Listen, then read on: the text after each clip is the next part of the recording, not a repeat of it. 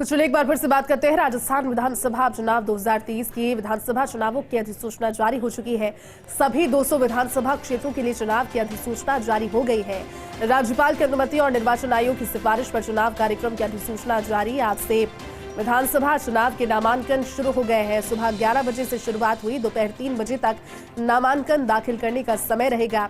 6 नवंबर तक नामांकन दाखिल किए जा सकेंगे, क्योंकि 5 नवंबर को रविवार है और उस दिन इसीलिए दाखिल नहीं किए जा सकेंगे नामांकन।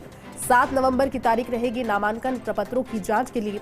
9 नवंबर का नामांकन वापस अंतिम जो तारीख है उसकी 9 नवंबर रहेगी। और पूरे प्रदेश में चूंकि एक ही चरण में 25 नवंबर को वोटिंग होगी, 25 नवंबर को सुबह 7 से शाम 6 बजे तक वोटिंग होगी। बस इंडिया की भी यही अपील, क्योंकि लोकतंत्र का उत्सव है, लोकतंत्र का त्यौहार है, बढ़ चढ़कर इसमें हिस्सा लीजिए। नए वोटर से इस बार निर्वाचन आयोग और चुनाव आयोग को बहुत ज्यादा उम्मीदें भी है। 25 नवंबर को सुबह 7 से शाम 6 बजे तक की वोटिंग, लेकिन अधिसूचना के साथ ही आज से नामांकन की जो प्रक्रिया है 30 अक्टूबर आज से वो शुरू हो चुकी है। सुबह 11 से दोपहर 3 बजे तक ये समयावधि रहेगी। हालांकि अलग अलग जगहों से तस्वीरें भी आपको दिखाई, जयपुर, जोधपुर, कोटा, अजमेर, अलग अलग जगह प्रत्याशी लगातार पहुंच रहे हैं। जोधपुर और कोटा का रुख करते हैं। एक बार फिर से तस्वीरें आपको दिखाते हैं। कोटा से सहयोगी भंवर एस चारण, तो जोधपुर से सहयोगी शिव प्रकाश हमारे साथ लाइव जुड़े हुए हैं। सबसे पहले कोटा का रुख कर लेते हैं। भंवर, अब क्योंकि विधानसभा चुनावों की अधिसूचना जारी हो गई है और इंतजार अब सबको इस चीज का कि हर एक बढ़ते मूवमेंट के साथ दम ठोकते हुए, ताल ठोकते हुए प्रत्याशी नजर आ रहे हैं, लेकिन शुरुआत नामांकन के साथ कोटा में किस तरह की जानकारी और अपडेट अभी नामांकन को लेकर?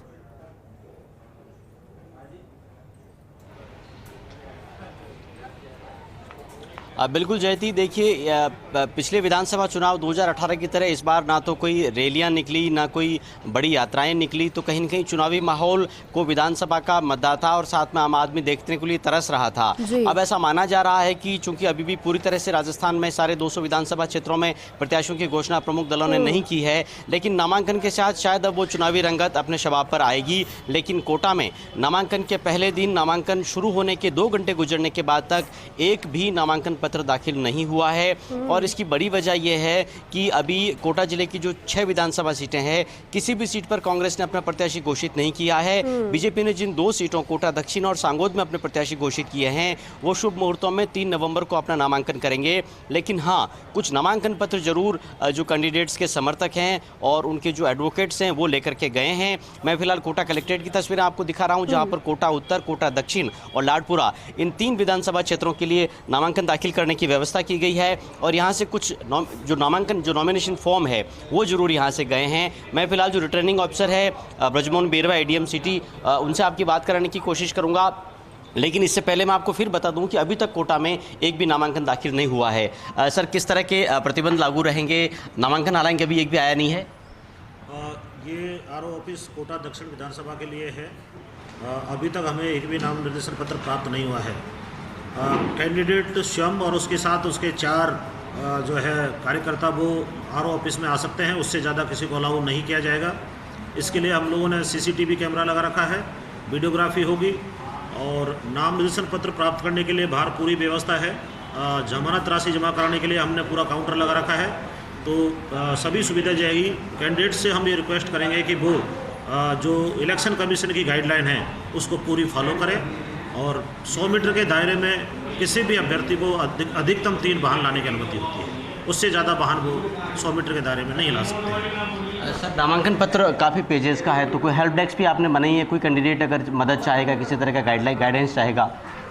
आप देखेंगे कि आर ऑफिस के बाहर हमने एक टेबल लगा रखी है, उसमें 3 आदमी बिठा रखे हैं और यहाँ मतदाता सूची का पूरा सेट है।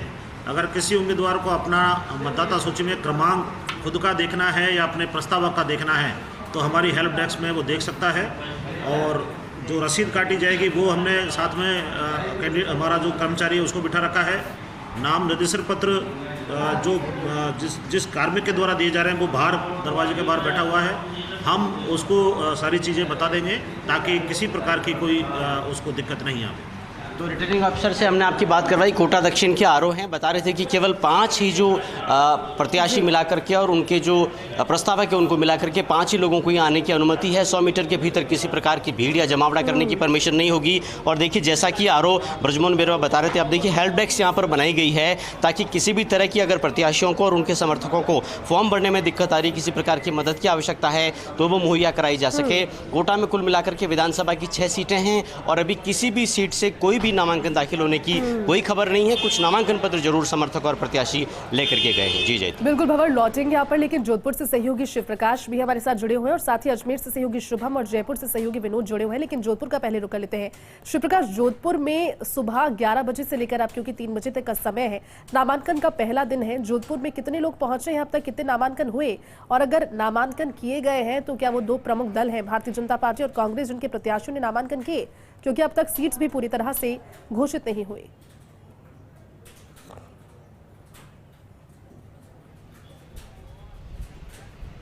जी जयती, मैं बताना चाहूँगा कि अगर जोधपुर की बात की जाए तो जोधपुर में अभी तक दोनों ही पार्टियों ने अधिकांश टिकट है वो घोषित नहीं किए गए हैं। जोधपुर जिले की 10 विधानसभा सीटें हैं जिसमें भाजपा ने केवल 2 सीटों पर अपने प्रत्याशी तय किए हैं, तो वहीं कांग्रेस ने 4 सीटों पर प्रत्याशियों की घोषणा की है। तो ऐसे में अभी नामांकन आज से शुरू हो चुका है, लेकिन कोई भी नामांकन अभी तक दाखिल नहीं किया गया है। नामांकन का पहला दिन है, 2 घंटे लगभग बीत चुके हैं, लेकिन नामांकन दाखिल करने कोई नहीं पहुंचा है। हाँ, जरूर कुछ लोग यहाँ नामांकन लेने के लिए जरूर पहुंचे हैं। जैसे अगर जोधपुर के सुरसागर विधानसभा क्षेत्र की बात करें तो 10 प्रत्याशियों ने जो है नामांकन लिए हैं, वहीं शहर से 5 प्रत्याशियों ने अपने नामांकन लिए, तो वहीं सरदारपुरा से जो 2 प्रत्याशी हैं उन्होंने अपने नामांकन लिए हैं। लेकिन नामांकन अभी तक जमा नहीं करवाए गए हैं, क्योंकि जोधपुर में केवल, और सबसे बड़ी बात है कि भाजपा और कांग्रेस जिन सीटों पर अपने प्रत्याशी घोषित किए तो उसके सामने अभी तक किसी पार्टी ने अपना प्रत्याशी नहीं उतारा है। जो कांग्रेस ने जो है जोधपुर शहर, सरदारपुरा, लूनी और ओसिया में अपने प्रत्याशी घोषित किए, तो जोधपुर भाजपा ने केवल सूरसागर सीट से देवेंद्र जोशी को अपना प्रत्याशी बनाया है। वहीं जो अर्जुन लाल गर्ग है बिलाड़ा से, उनको अपना प्रत्याशी घोषित किया है। तो दोनों ही कैंडिडेट जो है अभी तक भाजपा की ओर से आ चुके हैं, लेकिन सामने कौन उतरेगा यह तय नहीं है। तो एक बहुत बड़ी रणनीति, क्योंकि मुख्यमंत्री का गृह जिला है, वहीं भाजपा की ओर से केंद्रीय जल शक्ति मंत्री गजेंद्र सिंह शेखावत का गृह जिला है, दोनों ही दिग्गज नेताओं की प्रतिष्ठा दांव पर है।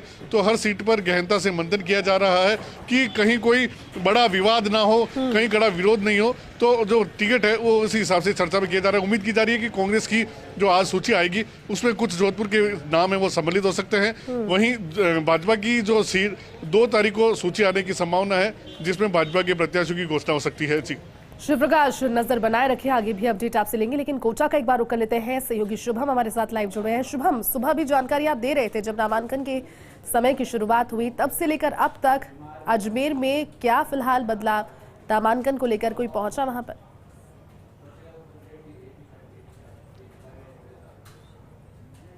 जी बिल्कुल, देखिए जो लोकतंत्र का महोत्सव है उसके पहले दिन यहाँ पर शांति बनी हुई है। ना ही कोई नामांकन लेने आया है, नामांकन दर्ज कराने आया है, ना ही अजमेर में, ना ही अजमेर ग्रामीण की तमाम सीटों पर। अगर बात करें तो विधानसभा के अंदर करीबन 8 सीटें जो है वो यहाँ पर चयनित है। उसमें से करीबन 2 सीटों के जो नामांकन पत्र है वो यहाँ पर दिया जा रहा है, अजमेर उत्तर और अजमेर दक्षिण के। बाकी की जो ग्रामीण क्षेत्र की जो 6 विधानसभा है वहाँ पर भी अभी तक कोई नामांकन दर्ज नहीं किया गया है। लगातार जो प्रत्याशी हैं, उनके प्रतिनिधि है वो यहाँ पे पहुंच रहे हैं और नामांकन पत्र जो है वो लेकर के जा रहे हैं, लेकिन लेकर के भर के अभी तक कोई नहीं आया है। अगर बात करें अजमेर की तो अजमेर उत्तर के अंदर अब तक 19 लोग जो है नामांकन पर्चे लेके जा चुके हैं। वहीं दक्षिण के अंदर भी करीबन इतना ही लगभग आंकड़ा सामने आया है। और अगर बात करें अजमेर विधानसभा की 8 सीटों की, तो करीबन अजमेर की 8 सीटों पर करीबन 70 से 80 जो नामांकन पत्र है वो जा चुके हैं, लेकिन अभी तक भर करके रिटर्न वापस कोई लेके नहीं आया है। तो लगातार जो पर्चे हैं वो जाने की तैयारी में है। सुबह से अधिसूचना जारी की गई थी, उसके बाद जो प्रत्याशी हैं वो 11 बजे से अपने नामांकन पर्चे ले सकते थे और भर सकते थे। पर्चे लेने का सिलसिला अभी भी जारी है। लगातार प्रत्याशियों के प्रतिनिधि या प्रत्याशी खुद वो यहाँ पे पहुंच रहे हैं। चाहे भाजपा के जो बागी प्रत्याशी है वो भी यहाँ पे कुछ पहुंचे थे, उन्होंने भी टाल ठोकी निर्दलीय के रूप में बगावत करते हुए, और अन्य जो निर्दलीय के रूप में लोग और और भी लोग जो है वो यहाँ पे पहुंचे और पर्चे लेकर के रवाना हो चुके हैं। और बताया जा रहा है कि पंडितों के द्वारा बताई गई है उनकी जो लकी जो डेट होती है उसके आधार पर वो अपने जो है नामांकन दर्ज करेंगे। अगर बात करें उत्तर विधानसभा से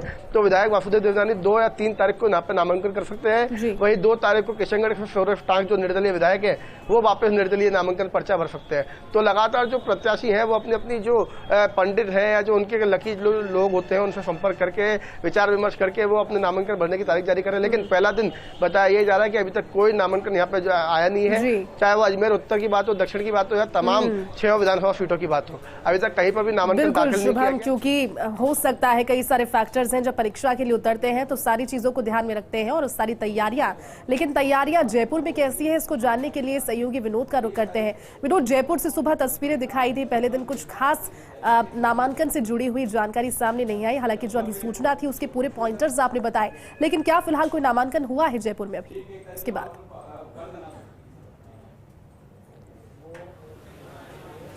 जी बिल्कुल, जैसा अन्य साथियों ने बताया जयपुर में भी वही हाल है।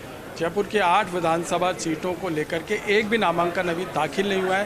बहरहाल 50 फॉर्म जो नामांकन फॉर्म है वो समर्थक और एडवोकेट लेके जा चुके हैं। हमारी कुछ निर्दलियों से बात हुई, बड़ी रोचक बातचीत उन्होंने बताई कि उन्होंने दावा ठोका कि हमारे बाहरी कैंडिडेट उतारा गया है इसलिए हम ताल ठोक रहे हैं, लेकिन वो फॉर्म केवल इसीलिए नहीं भर पाए कि 20 पन्नों का फॉर्म काफ़ी लेंदी है, उसको भरने में 3 से 4 घंटे लगेंगे। आए तो वे बड़े उत्साह के साथ थे कि तुरंत फॉर्म भर के अपना नाम दर्ज कराएंगे और 10,000 रुपये भी जमा कराएंगे, लेकिन फॉर्म भरने की प्रक्रिया इतनी भारी है कि वो फॉर्म लेके चले गए हैं। हो सकता है कल दाखिल करें, अभी 2 घंटे का समय बचा है, उस दौरान दाखिल करें। लेकिन मैं आपको बता दूं, नामांकन प्रक्रिया तभी परवान चढ़ेगी। जयपुर का रिवाज है कि नामांकन के साथ ही कोई घोड़े पे आता है, कोई बग्गी पे आता है, कोई हाथी पे नामांकन दाखिल करने आता है, कोई साइकिल पे आता है। ऐसी एक भी तस्वीर अभी तक नहीं आई है। जब ये तस्वीरें आएंगी जयपुर का नामांकन परवान चढ़ेगा और जयपुर वासियों को तभी रंगत आएगी।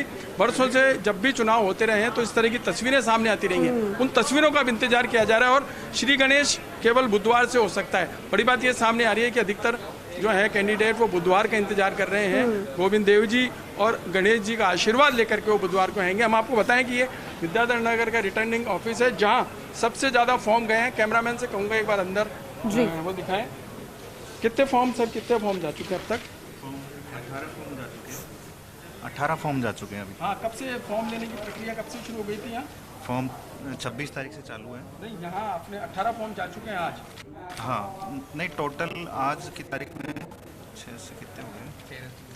14 फॉर्म जा चुके हैं आज। विद्याधर नगर में अब तक 14 फॉर्म जा चुके हैं और आप देख रहे हैं किस तरह की व्यवस्था है। ये सब साथी जो हैं यहाँ इंतजाम कर रहे हैं, इंतजार इस बात का कर रहे हैं कि एक न एक अदद यहाँ पहुँचे प्रत्याशी और उसका नामांकन दाखिल हो, ताकि प्रक्रिया परवान चढ़ सके। और पूरा अमला बैठा है, जितने कर्मचारियों की ड्यूटी लगाई गई है वो सब यहाँ मौजूद हैं। और आज से अगर कोई कैंडिडेट नहीं भी आता है तो इनका ये मानना है कि हम अब रफत में आ चुके हैं। बुधवार का इंतजार है, बुधवार को नामांकन परवान चढ़ेंगे और भारी संख्या में कह रहे हैं, क्योंकि जो चुनावी रंगत है जिसके लिए जाना जाता है, चुनावी माहौल, लोकतंत्र का उत्सव आफ्टर ऑल ये है और उसका इंतजार जनता भी कर रही है। तस्वीरें देखने के लिए हो सकता है कि जिस तरह से बुधवार की जानकारी सभी दे रहे हैं, हो सकता है बुधवार को श्री गणेश नामांकन का सब अपनी अपनी तरह से करना चाहें। आप सभी सहयोगियों का बहुत बहुत शुक्रिया जुड़ने के लिए और पूरी